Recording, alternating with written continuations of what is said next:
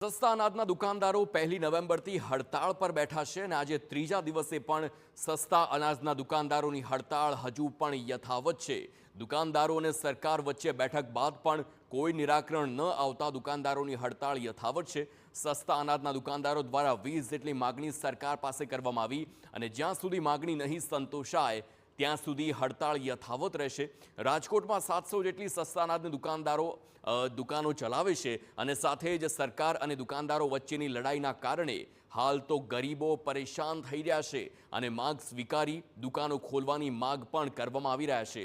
તો હાલ અત્યાર સુધીમાં 11 મુદ્દાઓને સ્વીકારવામાં આવ્યા છે। અમદાવાદની વાત કરવામાં આવે છે અને 20માંથી આગળ જોવાનું એ રહેશે કે કેટલા મુદ્દા હજી સ્વીકારવામાં આવશે। આ 20 મુદ્દાની બાબતમાં સરકાર છે 1લી તારીખે અમને 1 વાગ્યાથી છેલ્લા 4 વાગ્યા સુધી અમારી મિટિંગ ચાલુ હતી, તો ત્યારે પણ અમારે કોઈ સફળતા નથી મળી। ત્યાર પછી ગઈકાલે 7 વાગે તાત્કાલિક પુરવઠા વિભાગે અમને કીધું કે તાત્કાલિક આવો અને ગાંધીનગર મિટિંગ કરી હતી, તેમાં પણ જે અગાઉની જેમ વાત કરી એટલે જે કાંઈ અમારા મુદ્દા 20 મુદ્દા છે એ 20 મુદ્દાની ક્યાંય યોગ્ય વાત નથી થતી। ગ્રાહકો આવે એ નિરાશ થઈને પાછા જાય છે, અમારી દુકાનો બંધ હોય છે, પણ ક્યાં સુધી ચાલશે એ તો સરકારશ્રી દ્વારા જ નક્કી થઈ શકે। એ આજે માંગણી સ્વીકારી લે છે અમારી, તો અમે આજે પણ દુકાન ખોલીને વિતરણ કરવા સંપૂર્ણ સહમત છીએ।